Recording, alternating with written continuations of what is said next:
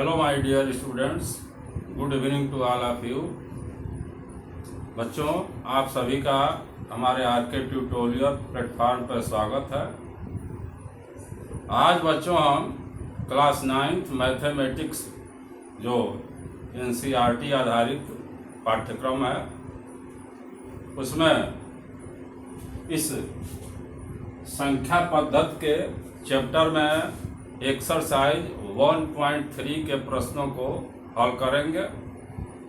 इससे पहले के वीडियो में हम लोग 1.2 के सारे प्रश्न हल कर चुके हैं और इसके अलावे 1.3 के लिए जो कुछ बेसिक कॉन्सेप्ट हैं वो भी हम बता चुके हैं और विशेष रूप से जो वास्तविक संख्याओं का दशमलव प्रसार हम किए थे, उस दशमलव प्रसार में 3 तरह के परिणाम हमको मिले थे कि कुछ वास्तविक संख्याओं के दशमलव प्रसार शांत मिले थे, कुछ वास्तविक संख्याओं के दशमलव प्रसार अशांत और आवर्ती मिले थे, जिसको हम अशांत आवर्ती या अनवसानी आवर्ती भी कहे थे।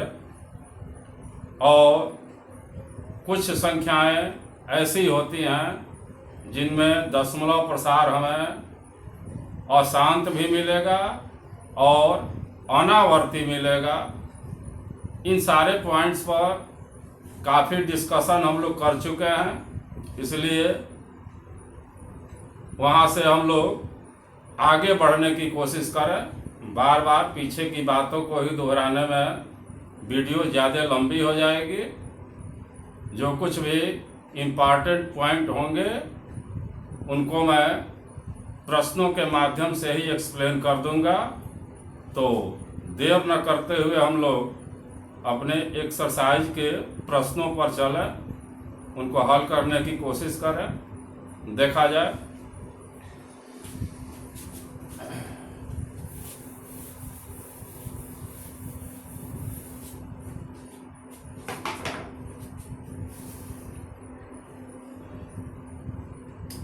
क्वेश्चन फर्स्ट है बच्चों इस एक्सरसाइज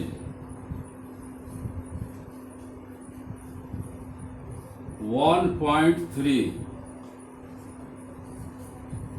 इसका जो फर्स्ट क्वेश्चन है यह है कि निम्नलिखित भिन्नों को दशमलव रूप में लिखिए।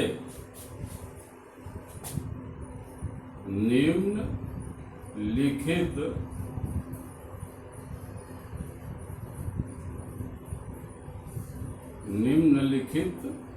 भिन्नों को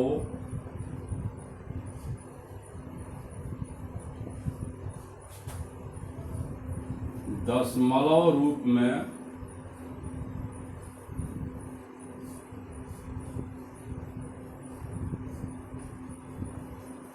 लिखिए।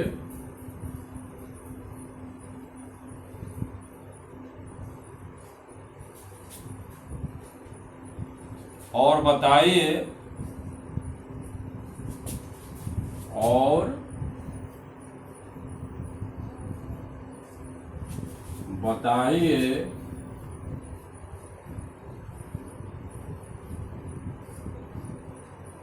कि प्रत्येक का दशमलव प्रसार, बताइए कि प्रत्येक का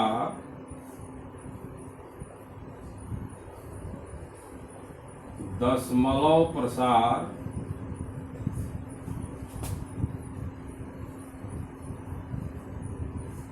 किस प्रकार का है, किस प्रकार का है। यहाँ कुछ संख्याएं दी गई हैं, एक एक संख्या को लेकर हम लोग कुल मिलाकर के इस प्रश्न में 6 पार्ट हैं और एक एक को लेकर हम हल करने की कोशिश करें। यहाँ 6 पार्ट को लिखना जरूरी नहीं है। तो देखो बच्चों, इसमें पहला जो पार्ट है हमारा, पहले पार्ट का हम यहाँ पे हल ही लिख रहे हैं। प्रश्न तो समझ में आ ही जाएगा। पहले पार्ट में है दी गई संख्या,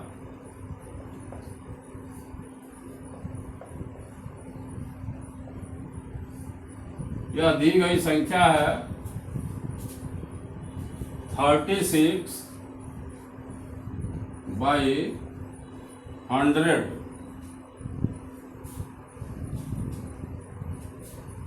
अब 36 बाई 100 है, इसको हमें दशमलव रूप में लिखने के लिए सीधा सीधा अंश में हमको हर से भाग देना पड़ेगा। यहाँ एक और भी चीज़ मैं बता रहा हूँ, वैसे आप लोग भाग करके देखिएगा। यहाँ जब भी किसी संख्या में 10 से 100 से 1000 से मल्टीप्लाई होता है तो दशमलव का चिन्ह 1 पर जितने जीरो होते हैं उतने स्थान दाहिने खिसक जाता है, और वही जब मल्टीप्लाई ना हो करके हम उससे भाग करते हैं तो दशमलव का चिन्ह उतने स्थान बाईं ओर खिसक जाता है। तो यहाँ चूंकि हम 36 में 100 से डिवाइड कर रहे हैं, तो यहाँ पहले यहाँ पे इसका दशमलव का चिन्ह है, यहाँ लिखना कोई आवश्यक नहीं है, लेकिन यहाँ पे है 36 के आगे, और वो अगर 2 स्थान बाईं ओर खिसक जाता है तो यह संख्या बन जाएगी 0.36। वैसे आप लोग यहाँ भाग करके देख लेंगे। भाग को रफ वर्क में भी कर सकते हैं, यहाँ भी कर सकते हैं। अगर हम 36 को 100 से डिवाइड करते हैं तो यहाँ 0 पॉइंट लगा करके 0 बढ़ाएंगे, यहाँ भागफल में 3 होगा, यहाँ 300 हो जाएगा, शेषफल 60 बचेगा। फिर एक 0 बढ़ाएंगे तो यहाँ 6 बार में यह 0 हो जाएगा शेषफल। यानी यहाँ लास्ट में हम लिखेंगे कि therefore 36 by 100 is equal to 0.36। यहाँ दशमलव रूप में तो हम लिख लिए। आगे ये भी पूछा गया है कि और बताइए कि प्रत्येक का दशमलव प्रसार किस प्रकार का है। अब यहाँ चूंकि इस इतना भागफल में लिखने के बाद शेषफल 0 हो जा रहा है, और जहाँ पर भी भाग की क्रिया में शेषफल 0 हो जाए तो जो भी हमको दशमलव के रूप में भागफल मिलेगा वह एक शांत दशमलव संख्या कहलाएगी। तो यहाँ हम लिखेंगे कि अतः ये दशमलव प्रसार किस तरह का कहलाएगा, शांत दशमलव संख्या। अतः यह दशमलव प्रसार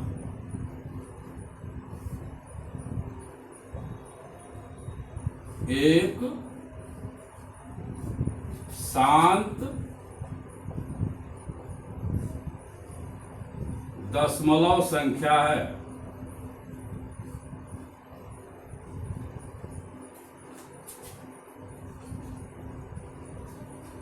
इस प्रकार यह फर्स्ट पार्ट हल हुआ।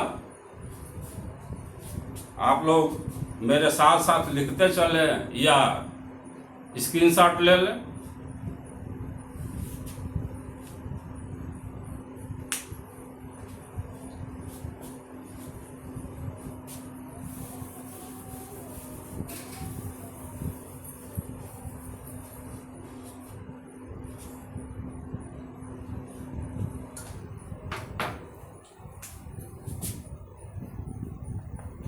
सेकंड पार्ट में हमारी दी गई संख्या है 1/11।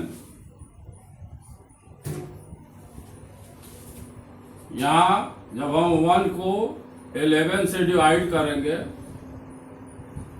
तो यहाँ 10 बनेगा, फिर एक 0 बढ़ा करके यहाँ 0 बढ़ाएंगे। अब यहाँ भागफल में 9 लिखेंगे तो यहाँ 99 मिलेगा, फिर से फल 1 मिला। अब जैसे ही बच्चों इस चीज को मार्क करना मैं समझा रहा हूं, यहाँ रफ वर्क में समझ लो कि अगर हम 1 में 11 से डिवाइड कर रहे हैं, यहाँ हम 0 पॉइंट लगा करके 0 बढ़ाए, फिर यहाँ 0 लगा करके 0 बढ़ाए, और यहाँ ये स्थिति आ गई जैसे रिमाइंडर 1 आ गया। तो अगर रिमाइंडर वही संख्या मिल जाती है जहां पर हम प्रारंभ में जिस संख्या को भाग करना शुरू किए हैं,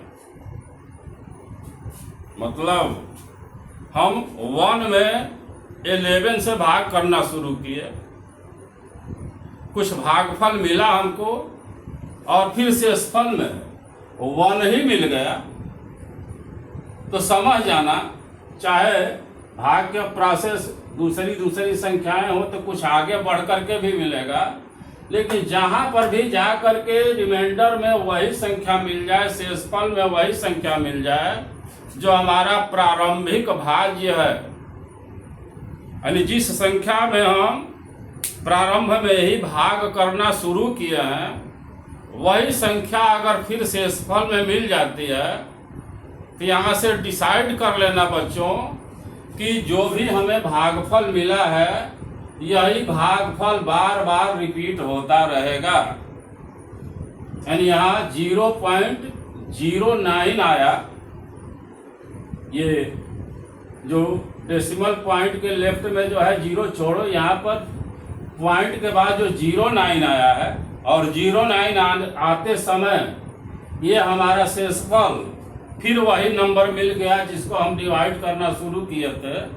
तब समझ जाओ कि बार बार हम जहाँ तक भी भाग की क्रिया करते चले जाएंगे, यह 09 बार बार आता रहेगा। और ऐसी स्थिति में हम एक बार और करके देख लिया जाए, वैसे इस चीज को समझे रहना तुम बच्चों। यहाँ मान लो फिर 1 आ गया, तो फिर तो हम यहाँ एक 0 बढ़ाएंगे, फिर 10 में हम 11 को नहीं डिवाइड कर सकते, तो फिर यहाँ एक 0 बढ़ाएंगे और यहाँ भी एक 0 आएगा, तो फिर यही मिला हमको। इस तरह से इसी तरह यह भाग का प्रोसेस आगे बढ़ता चला जाएगा, और हर बार हमको भागफल में यही नंबर रिपीट होते हुए मिलेंगे, 0.09090909, जिसको हम पिछले वीडियो में ऐसा हम बताए थे कि ये जो अगर बार बार आ रहा है तो एक ही बार में लिख करके और इसके ऊपर हम बार लगा देंगे, और जो भी अंक या अंक समूह बार बार आते हैं इनको हम पुनरावृत्त खंड कहते हैं। तो यहाँ हमारे पुनरावृत्त खंड में 0.09 आ रहा है, तो यहाँ हम लिख सकते हैं कि therefore 1/11 इज इक्वल टू 0.09, और यहाँ बार लगा। अब बताओ बच्चों कि अगर इस तरह का भागफल हमको मिला है तो इसको हम कौन सा प्रसार कहेंगे, यह हम क्या आंसर देंगे। हमारा दशमलव रूप में तो हम लिख लिए, लेकिन इसके लिए हम क्या आंसर करेंगे कि हम बताइए कि प्रत्येक का दशमलव प्रसार किस प्रकार का है। इस प्रकार का जहां पर भी हमको दशमलव प्रसार मिलता है उसको हम कहते हैं कि यह अशांत है। भाग की क्रिया का अंत तो नहीं हो रहा है, तो अंत नहीं हो रहा है तो अशांत है, लेकिन चूंकि बार बार एक ही अंक समूह की पुनरावृत्ति हो रही है तो इसी प्रसार को हम कहते हैं अशांत आवर्ती या अनवसानी आवर्ती। यहाँ हम लिखेंगे कि अतः यह दशमलव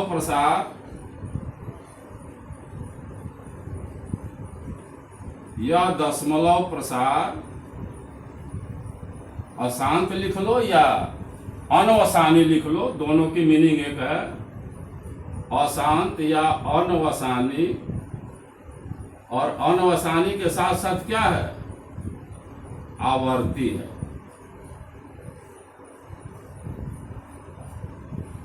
इस तरह से यह पार्ट भी हल होगा। Take the screenshot.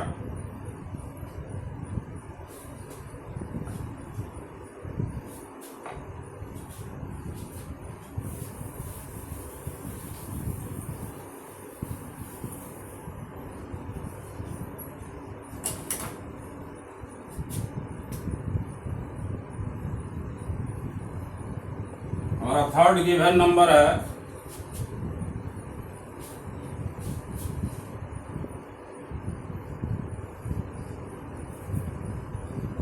जिसको हम चाहें तो इम्प्रॉपर फ्रैक्शन जिसको कहते हैं, विषम भिन्न।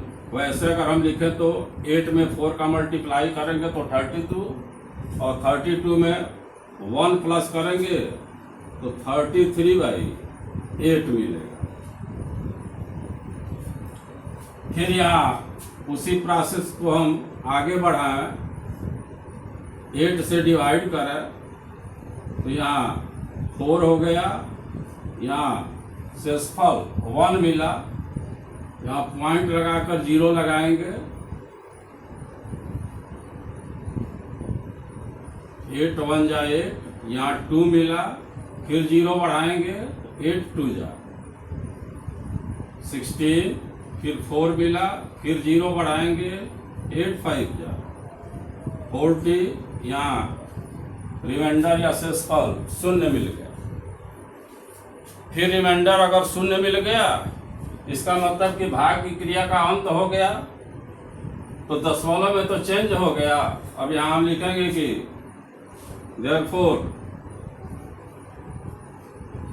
ये अपना नंबर लिख दिए हम, और ये डेसिमल में चेंज हुआ तो 4.125। फिर इसको हम एक शांत दशमलव संख्या कहेंगे। अतः यह दशमलव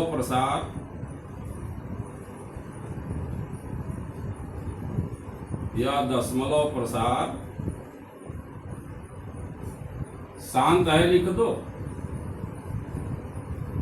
या एक शांत दशमलव संख्या है, लिख दो, दोनों सही रहेगा। एक चीज मैं यहाँ बता देना चाहता हूँ बच्चों, वैसे ये चीज इसी एक्सरसाइज में आगे चल के मिलेगा कि जब भी हम कुछ शांत दशमलव संख्या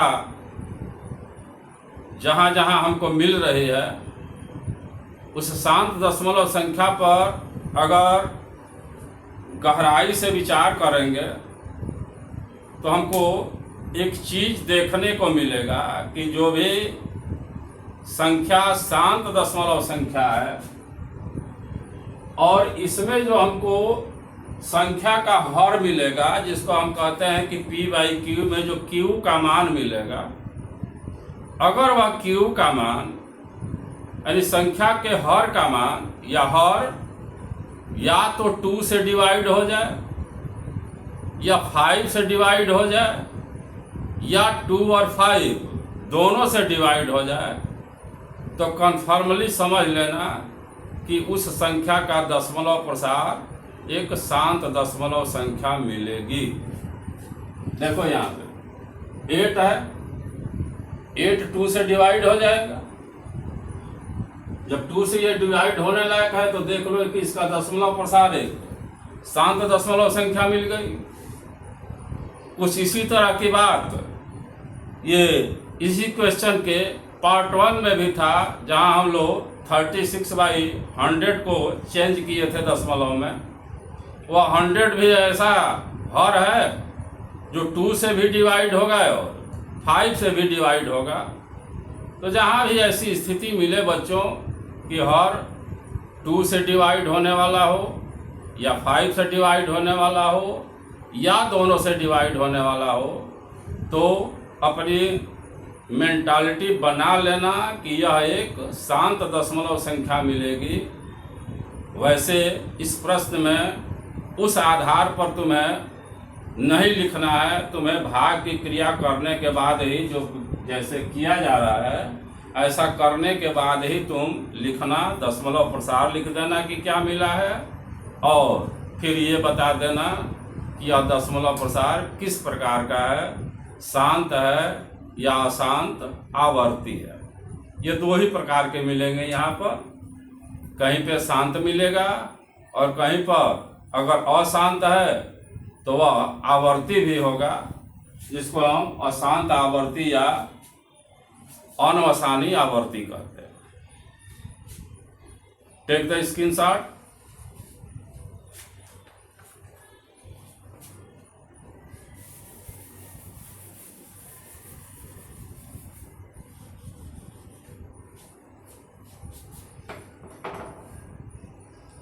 नेक्स्ट पार्ट है 4th पार्ट।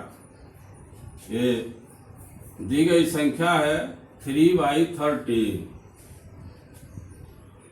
यहाँ 3 को 13 से डिवाइड करो, 30 बनाओ इसको, 13 2 जा 26, शेषफल 4 मिला, 0 बढ़ाने पर 40 हो गया। यहाँ भागफल में 3 लिखो, 39, यहाँ 1 मिला, फिर यहाँ 0 बढ़ाओ। अब यह 10 13 से नहीं डिवाइड हो पाएगा, तो यहाँ 0 बढ़ा करके 0 लगाओ।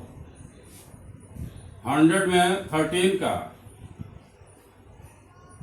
तो ये 13 7 जा 91 होता है। यहाँ पर 9 मिलेगा, इस 9 के आगे 0 बढ़ाने के बाद फिर यहाँ 6 मिलेगा, यहाँ 78 हो जाएगा। फिर शेषफल यहाँ पे 12 मिलेगा, फिर 0 बढ़ाने के बाद यहाँ 9 टाइम्स ले जाओ तो 13 9 जा 117। ये जब हम यहाँ माइनस करेंगे तो फिर हमको 3 मिलेगा। और थोड़ा ध्यान से देखो बच्चों इस प्रश्न को, हम 3 को ही तो 13 से डिवाइड करना शुरू किए थे, और फिर वही 13 यहाँ आकर के अगर शेषफल में मिल गया।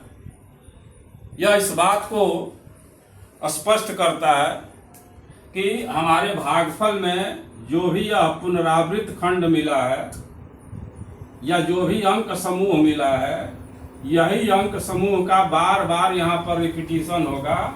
यानी यहाँ पर हमारे पुनरावृत्त खंड में 1 2 3 4 5 6 डिजिट हैं, 6 अंकों का एक पुनरावृत्त खंड मिल रहा है जो यही बार बार आएगा। तो यहाँ हम लिख सकते हैं कि देयरफॉर 3/13 इज इक्वल टू 0.230769, और इस पर बार लगा देंगे। अब बताओ ये दशमलव प्रसार किस प्रकार का है? निसंदेह यह दशमलव प्रसार अनवसानी आवर्ती है। अतः यह दशमलव प्रसार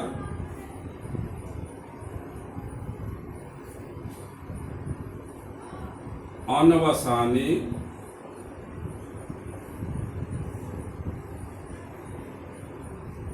आवर्ती है। यह पार्ट भी हल हुआ। Take the screenshot.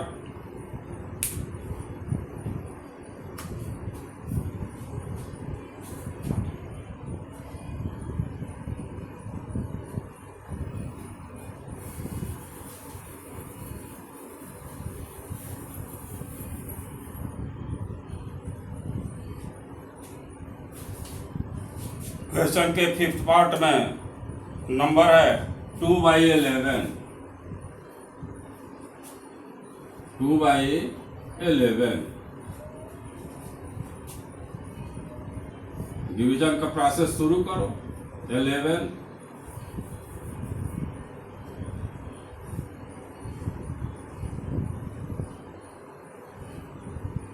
11 1 जा 11, यहाँ मिला हमको 9,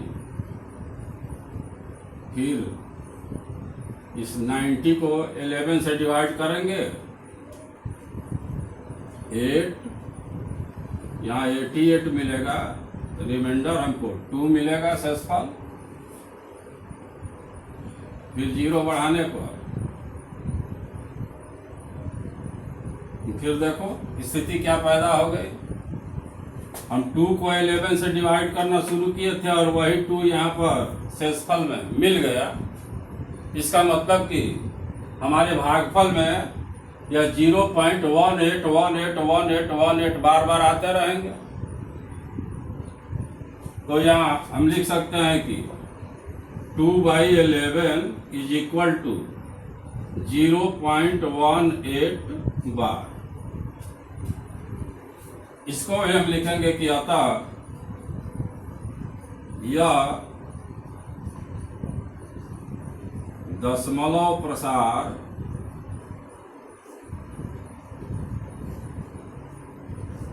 अनवसानी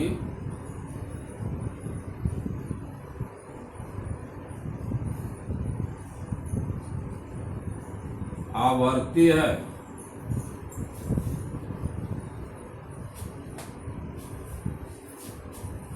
Take the screenshot, my dear students.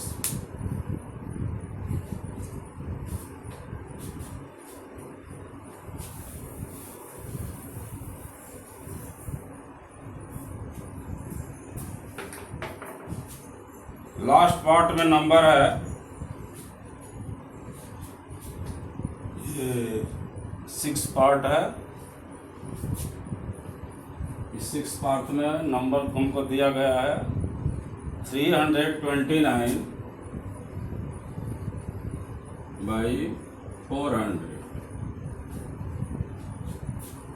देखने से लग रहा होगा बच्चों क्या अगर इसका डिनोमिनेटर 400 है तो इसके फैक्टर 2 और 5 होंगे, और जब फैक्टर 2 और 5 होंगे तो इसका मतलब यह है कि इस संख्या का, इस भिन्न का दशमलव प्रसार शांत दशमलव संख्या मिलेगी।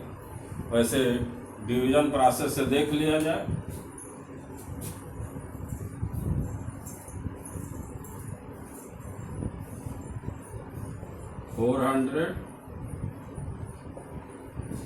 यहाँ 8 टाइम्स ले जाओ, 0 0, यहाँ हमको रिमाइंडर 90 मिलेगा। अब की बार यार 800, यहाँ पे 100 मिला। फिर अगर यहाँ 0 बढ़ाते हैं तो 1000 हो गया। इसमें 2 टाइम्स यानी 800, 0 0, यहाँ मिला 2। फिर अगर 0 बढ़ाते हैं तो यहाँ भागफल में 5 लिखने पर यह 2000 हो करके यहाँ शेषफल 0 मिल गया। यहाँ हम लिख सकते हैं कि therefore 329/400 इज इक्वल टू 0.8225। और अतः यह दशमलव प्रसार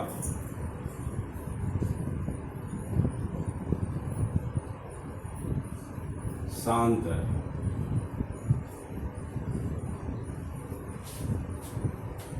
इस तरह से हमारे क्वेश्चन नंबर 1 के सभी पार्ट कंप्लीट हुए। आप लोग स्क्रीनशॉट ले लीजिए ताकि अगले क्वेश्चन की तरफ मूव किया जाए।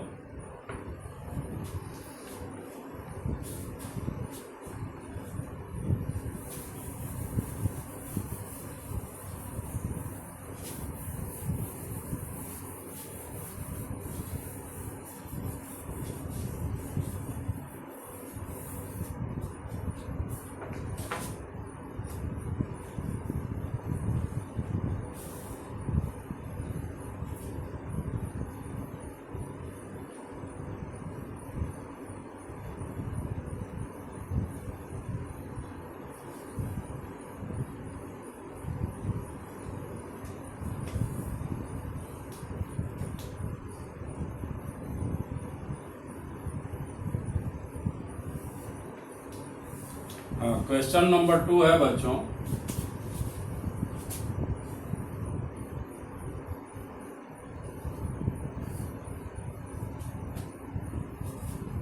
दिया है कि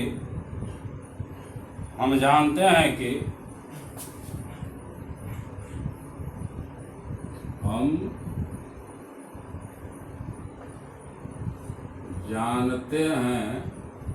कि 1/7 इज इक्वल टू 0.142857 बार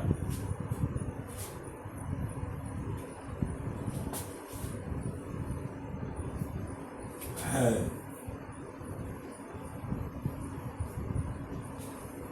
वास्तव में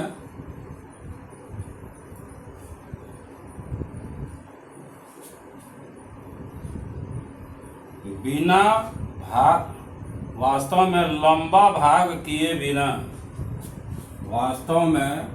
लंबा भाग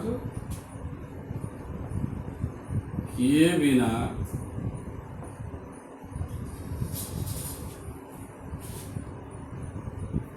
क्या आप यह बता सकते हैं, क्या आप यह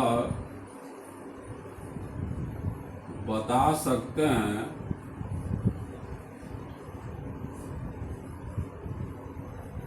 कि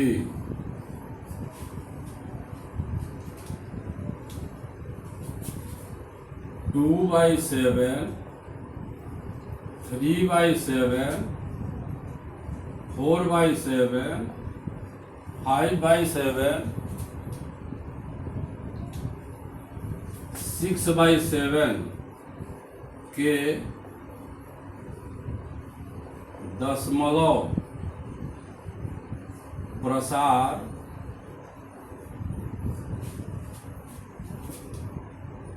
क्या हैं?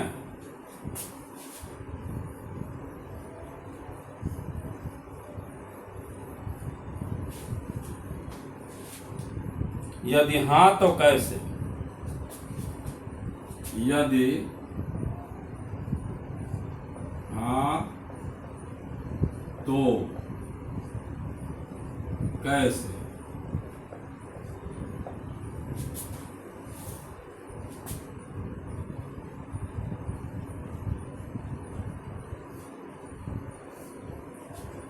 देखो बच्चों, कैसे इस क्वेश्चन को सॉल्व किया जाएगा। बहुत ही इजीली सॉल्व होगा और प्रश्न में भी निर्देश दिया गया है कि हमें लंबी भाग प्रक्रिया नहीं अपनानी है और बिना लंबी भाग प्रक्रिया के इस प्रश्न को कैसे हल करेंगे। देखो यहाँ हम लिखेंगे कि दिया है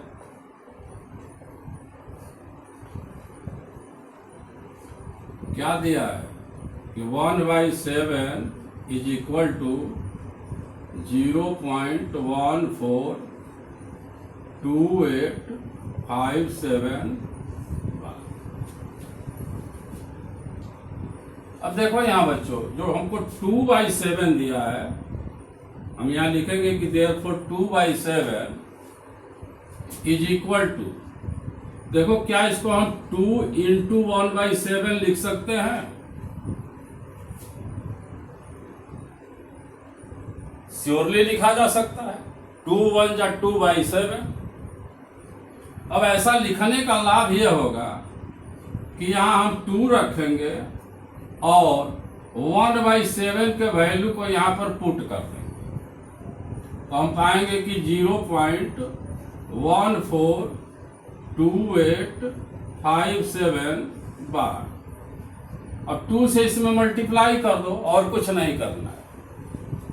ऐसा करने पर मिलेगा 2 7 जा 14, कैरी 1, 2 5 जा 10 और 1 11, 1 मिला, 2 8 जा 16 और 1 17, 1, 2 2 जा 4 और 1 5, 2 4 जा 8 और 2 1 जा 2,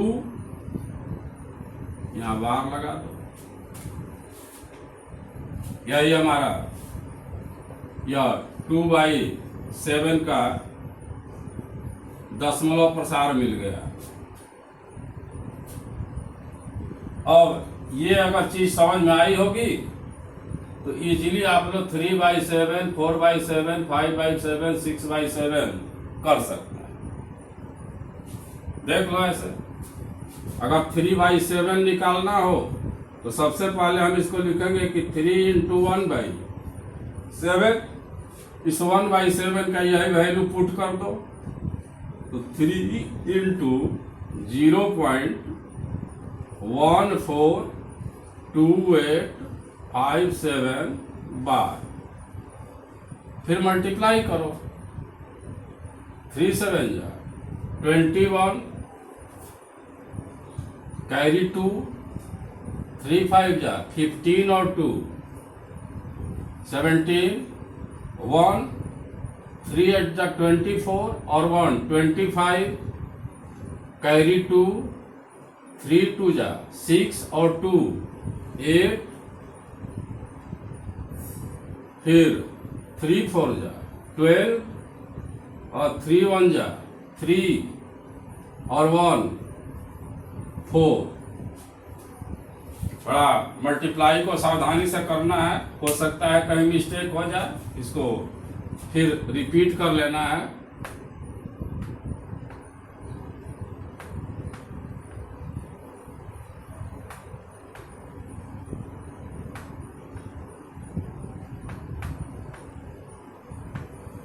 ठीक है, यहाँ 0 पॉइंट लगा देना है और इस पर फिर से बार लगा, और यहाँ 3/7 is equal to 0.428571।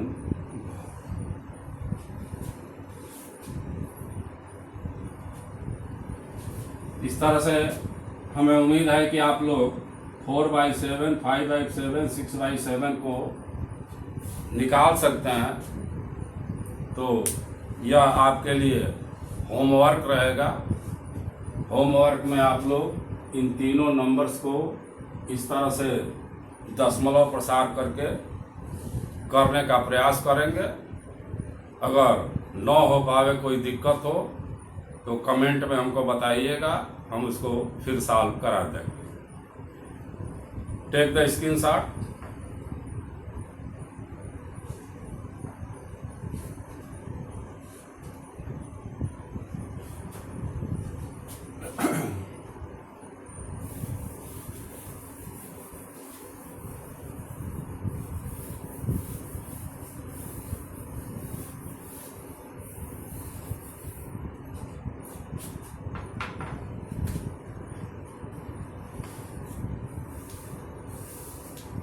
Question number 3,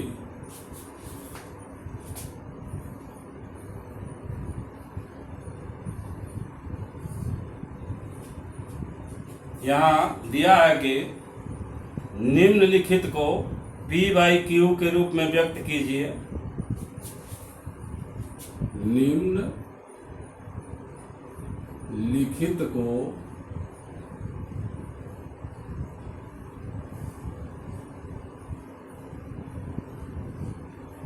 P/Q के रूप में व्यक्त कीजिए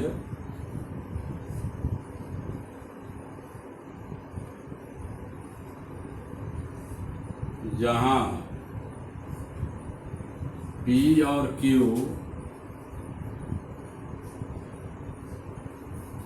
दोनों पूर्णांक हैं तथा Q शून्य नहीं है। Q is not equal to 0।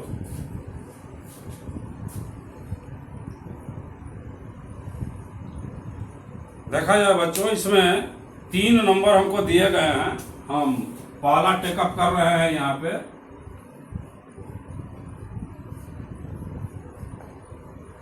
पहला है हमारी दी गई संख्या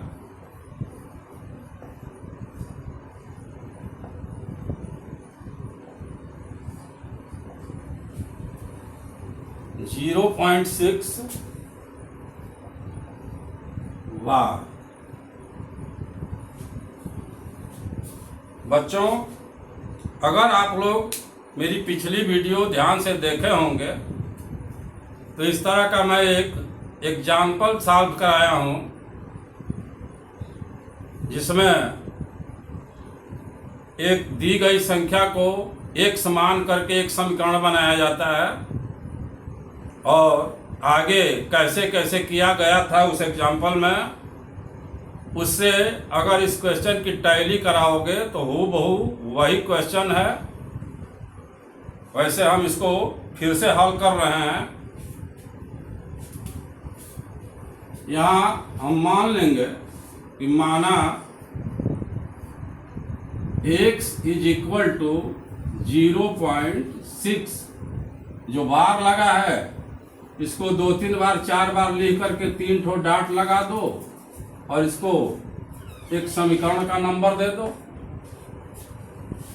उस एग्जाम्पल में हम ये बताए थे कि अगर हमारे पुनरावृत्त खंड में कोई एक ही अंक है तो हम इस समीकरण 1 को 10 से मल्टीप्लाई करते हैं। अगर पुनरावृत्त खंड में 2 अंक आते हों तो हम समीकरण 1 को 100 से मल्टीप्लाई करेंगे। पुनरावृत्त खंड में 3 अंक आ रहे हों तो समीकरण 1 के दोनों पक्षों को 1000 से मल्टीप्लाई करेंगे। यह बात हमेशा ध्यान में रहनी चाहिए। तो चूंकि यहाँ पर एक ही अंक का बार बार रिपीटिशन हो रहा है तो हम यहाँ लिखेंगे कि समीकरण 1 को 10 से गुणा करने पर हमको मिलेगा 10x। चूंकि 10 से मल्टीप्लाई कर रहे हैं तो यह डेसिमल का चिन्ह एक स्थान दाहिने चला जाएगा तो हमको मिलेगा 6.666 लिख करके 3 ठो डॉट लगा दो। अब यहां आकर के ये प्रयास करना है बच्चों कि इस 10x का जो वैल्यू हमको मिला है इसमें से इस x के मान को अलग कर लें और बाकी को अलग कर लें।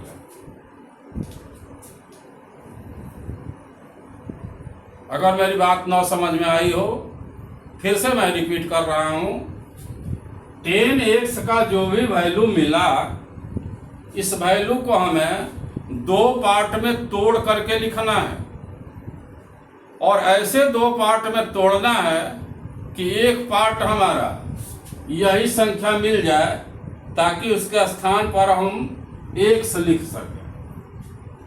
अब ऐसा करने के लिए सिंपल सा एक मेथड है कि इसमें से इस संख्या को माइनस कर। ये जो 10x का वैल्यू मिला है इसमें से इस x के वैल्यू को माइनस कर दो और यह काम तुम रफ वर्क में करो। देखो यहां पर मैं कर रहा हूं। ये है 6.666 और ये वैल्यू है 0.666। अगर ये माइनस किया जाता है तो इधर का पूरा पोर्शन कट जाएगा और यहाँ 6 में से 0 घटेगा तो 6, यानी इस संख्या का 10x का एक टुकड़ा बन गया 6 और प्लस करो। अब 6 अगर इसमें से अलग कर दिए तो ये मिल गया 0.666। हमें उम्मीद है कि समझ में आ गया होगा।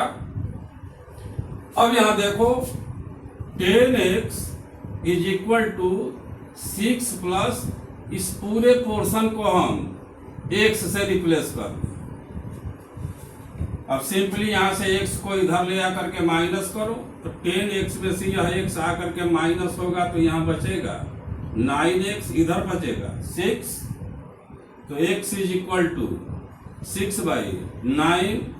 इसको 3 से अगर डिवाइड कर देते हो तो यह 2/3 मिलेगा। यानी हमारी जो ये दी गई संख्या थी जो इस दशमलव रूप में थी वह p/q के रूप में चेंज हो गई और लास्ट में लिखो कि therefore 0.6 bar is equal to 2/3 और ये हमारे इस क्वेश्चन का आंसर बन गया।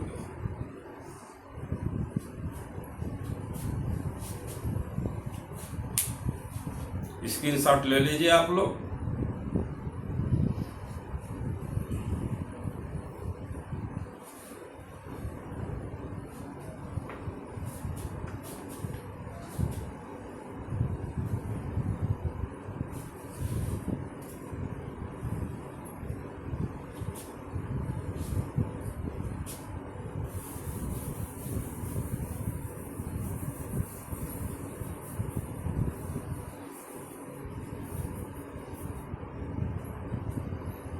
इसी क्वेश्चन के दूसरे पार्ट में हमारा गिवन नंबर है 0.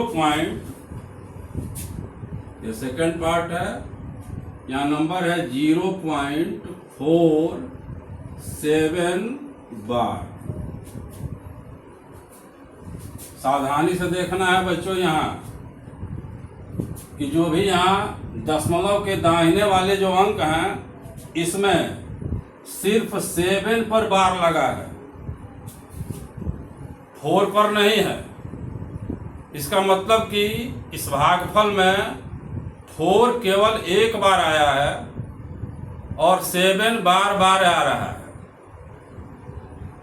तो ऐसे को हम इसी तरीके से फिर शुरू करें, हम इसी प्रोसेस से तो लिखेंगे कि 0.4 और इसके बाद इस 7 को 2-3 बार लिख करके आगे डॉट डॉट लगा और इसको एक समीकरण का नंबर लगाओ।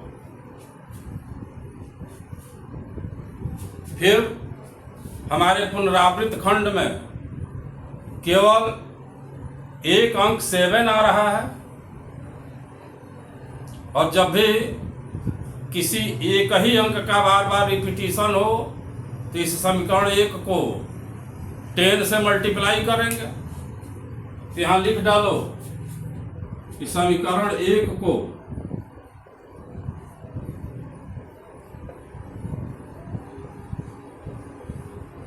10 से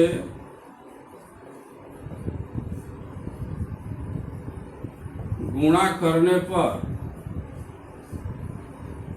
ये होगा 10x, यहां हो जाएगा 4.777। अब यहाँ फिर वही पुरानी बात रिपीट करना है कि जो भी हमारा 10x का वैल्यू मिला इसको 2 पार्ट में तोड़ने का प्रयास करो और 2 पार्ट में कैसे तोड़ोगे। मान लो कि अभी अभी जो पिछले पार्ट को हम हल किए थे तो वहाँ पर सीधा सा समझ में आ रहा है कि 6 को अलग कर लो और बाकी पार्ट को अलग कर लो तो यह 10x का वैल्यू 2 पार्ट में डिवाइड हो जाएगा। जिसमें एक पार्ट ऐसा मिलेगा जिसकी जगह पर हम x को सब्स्टिट्यूट कर सकते हैं। लेकिन कहीं कहीं पर जहाँ स्पष्ट रूप से न समझ में आवे तो उसी मेथड को अप्लाई करो। इस 10x के वैल्यू में से इस वैल्यू को माइनस करके देख लो।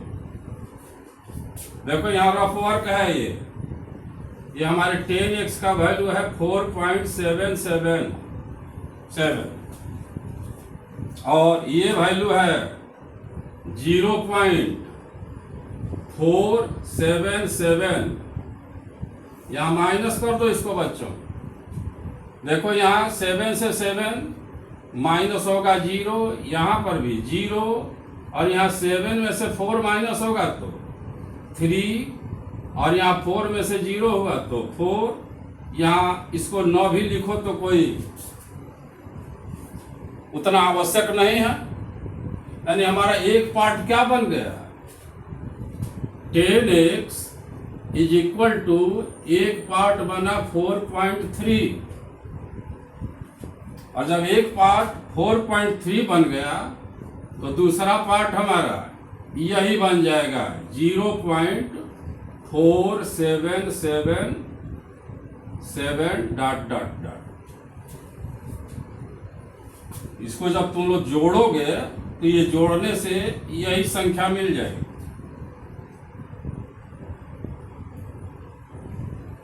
अगर कोई डिफिकल्टी महसूस हो रही हो तो बताना हमसे बच्चों, संकोच मत करना। और अगर बात समझ में आई हो, सिंपल सा जोड़ घटाना की बात है, तो यहाँ से हम अब आगे बढ़ेंगे तो इसको किस से रिप्लेस कर देंगे, x से। यहाँ मिलेगा कि 10x is equal to 4.3 plus x। x को इधर ट्रांसफर करो, इसमें से घट जाएगा।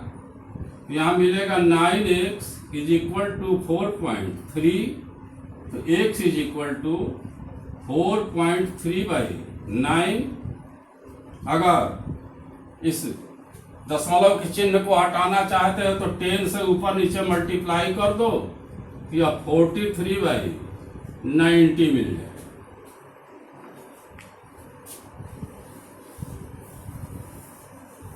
यानी हमारी जो संख्या थी इधर ही लिख दे रहे हैं कि therefore 0.47 bar is equal to 43/90। हमारी संख्या p/q के रूप में चेंज हो गई। यहाँ आकर के यह प्रश्न सॉल्व होगा, यही हमारा आंसर मिला।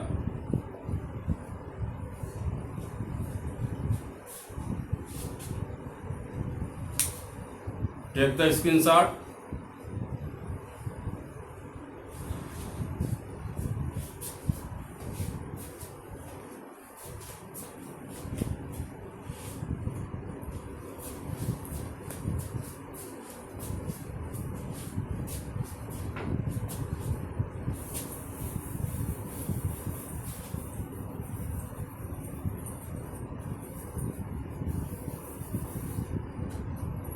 तीसरा पार्ट है इसी क्वेश्चन का, जिसमें नंबर है 0.001 और इस 0 पॉइंट के बाद इधर जो 001 है इस पूरे पर यहाँ बार लगा हुआ है। तो यहाँ शुरू करो, माना x is equal to 0.001 dot dot लगा के छोड़ दो, इसको समीकरण 1 बना। अब बताओ यहाँ कितने अंकों का रिपीटिशन हो रहा है। हमारे पुनरावृत खंड में 3 अंक आ रहे हैं, 0 0 0। ऐसी स्थिति में हम समीकरण 1 को 1000 से मल्टीप्लाई करेंगे। समीकरण 1 को 1000 से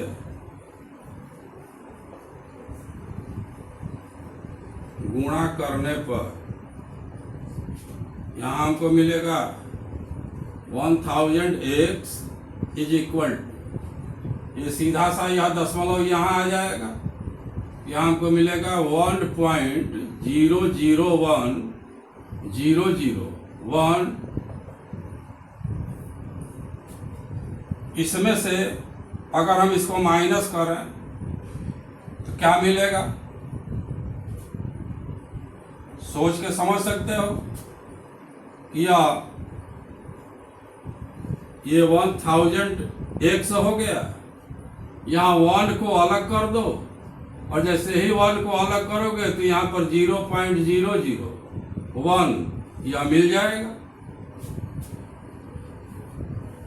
तो 1000x इज इक्वल टू यह 1 होगा और यह x होगा, इसको इधर करो, यह x इधर आकर के माइनस होगा तो 999x is equal to 1, therefore x is equal to 1/999। यहाँ आकर के हमारी संख्या p/q के रूप में चेंज हो गई, तो यहाँ लिख देंगे कि therefore 0.001 var is equal to 1/999। ये हमारे क्वेश्चन का आंसर मिला।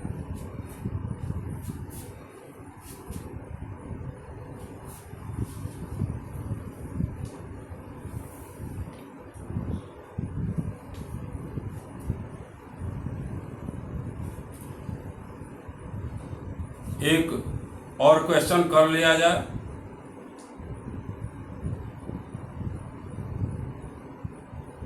इसका स्क्रीनशॉट ले लीजिए आप लोग।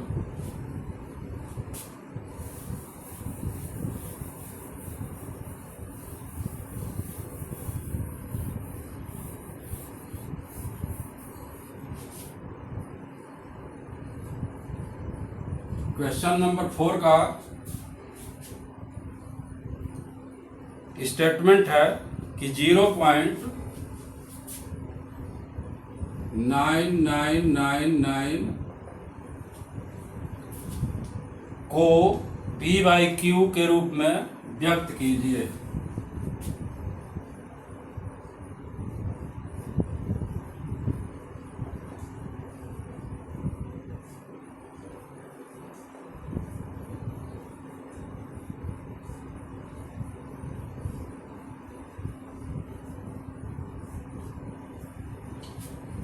कुछ और भी स्टेटमेंट है इसमें,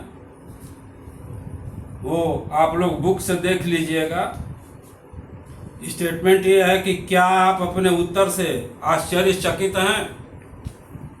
अपने अध्यापक और कक्षा के सहयोगियों के साथ उत्तर की सार्थकता पर चर्चा कीजिए।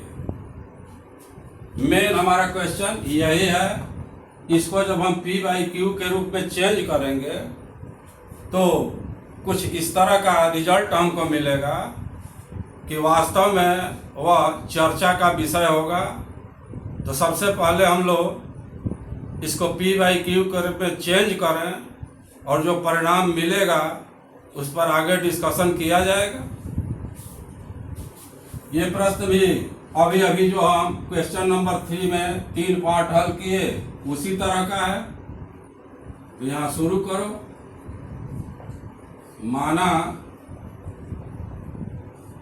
x इज इक्वल टू 0.999, इसको समीकरण 1 बना दिया जाए। क्योंकि एक अंक का बार बार रिपीटिशन हो रहा है तो समीकरण 1 को 10 से गुणा करने पर यह बनेगा 10x इज इक्वल टू, यहाँ ये डेसिमल पॉइंट यहाँ आ जाएगा तो 9.999। अब इसमें भी फिर वही काम किया जाए, इसको दो पार्ट में तोड़ दिया जाए। अब सिंपली आप लोगों को समझ में आ रहा होगा कि अगर हम इसको दो पार्ट में तोड़ते हैं तो एक 9 हो जाएगा और एक प्लस 0.999 ये आ जाएगा। तो 10x इज इक्वल टू 9 और प्लस x, इस x को ट्रांसफर करके इधर माइनस कर दो तो 9x इज इक्वल टू 9, तो therefore x is equal to 1। यही यहाँ पे विचारणीय विषय है बच्चों कि यहाँ 1 आ गया। अब ऐसा क्यों आया, इसका कारण स्पष्ट है। पहले इसको लिख लिया जाए कि therefore 0.999 is equal to 1। Answer हमारा हो गया। अब रही बात कि क्या ये संख्या एक्चुअल में 1 है, कैसे यह 1 के बराबर है। तो यहाँ ये सोचना है बच्चों कि अगर ये प्रश्न किया जाए कि इस दशमलव के बाद कितने बार 9 आए हैं, तो इसका उत्तर यही होगा कि यह अनंत बार 9999 आ रहा है, यानी इसका कहीं अंत ही नहीं है। तो अगर अंत नहीं है तो 0.9999 अगर हम अनंत तक बढ़ते चले जाएं तो बताओ कि इस संख्या के और 1 के बीच में कहीं संख्या रेखा पर कोई गैप मिलेगा। अगर इस संख्या के और 1 के बीच में कोई भी गैप मिलता, कोई रिक्त स्थान मिलता, कोई एक भी बिंदु हमको वैसा मिल जाता संख्या रेखा पर, तो हम कहते कि इसके और 1 के बीच की वो संख्या है। अर्थात 0.9999 एक दूसरी संख्या है और 1 एक दूसरी संख्या है, और इस 0.9999 और 1 के बीच में भी कोई संख्या है। लेकिन जब इसका कहीं अंत नहीं है तो इस संख्या के और 1 के बीच में हमको संख्या रेखा पर एक भी ऐसा बिंदु नहीं मिलेगा जिस संख्या को हम ये कह सकें कि यह 0.9999 और 1 के बीच की संख्या है।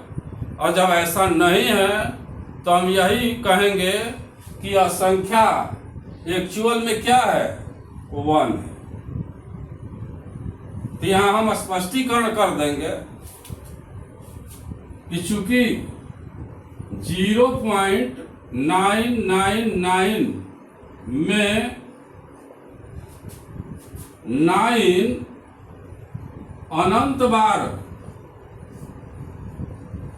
अनंत बार सम्मिलित है,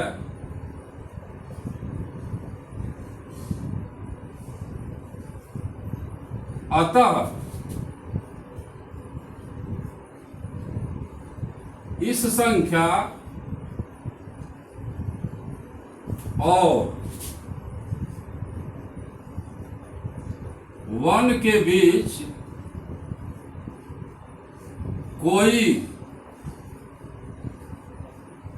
दूसरी संख्या नहीं है। अर्थात 0.999 इज इक्वल टू 1। यहाँ इस आश्चर्यजनक उत्तर पर चर्चा हो गई। इतना आप लोग लिखेंगे, और इतना अगर आप लोग लिख देते हैं तो इस प्रश्न का पूर्ण रूप से हल हो जाएगा। यह संख्या p/q के रूप में परिवर्तित भी हो गई और साथ ही ऐसा आश्चर्यजनक उत्तर क्यों मिला इसका भी स्पष्टीकरण हो गया। तो अब यहीं पर इस वीडियो को क्लोज किया जाए, ज़्यादा लंबी ना होने पावे। तो बच्चों, अगर हमारे आज के पढ़ाए गए ये मैथ्स के क्वेश्चन आप लोगों को समझ में आ रहे हों, आए हों, तो आप लोग मेरे वीडियो को सब्सक्राइब करें, लाइक करें और अपने दोस्तों में शेयर करें। Thanks for watching my video. Bye.